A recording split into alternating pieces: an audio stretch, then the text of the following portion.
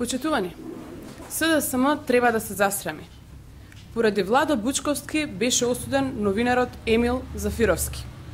ВМРО-ДПМН високо ја почитува и ја цени слободата на новинарите и на медиумите. ВМРО-ДПМН цврсто го поддржува професионалното новинарство, ослободено од секакви притисоци. Истовремено, ВМРО-ДПМН е непријатно изненаден од податокот дека новинарот Емил Зафировски, кој беше актуелен изминативе денови, бил осуден поради аферата местење анкети на емисијата Чуму во 2004 година. Да подсетиме дека во оваа афера, во време кога министер за одбрана беше господинот Владо Бучковски, преку телефони од Министерството за одбрана се местела анкетата на емисијата Чуму на А1 телевизија, каде гостин беше токму тогашниот министер за одбрана господинот Владо Бучковски.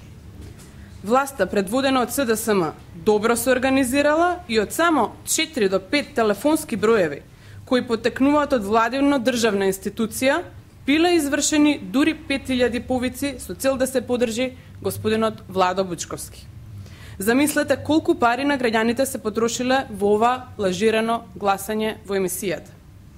Подоцна лицето АМ, кога Министерството за одбрана наводно го обвини дека ги злоупотребило службените телефони за да ја мести анкетата на А1 телевизија, беше предвиден за унапредување во чин капетан во времето на СДСМ.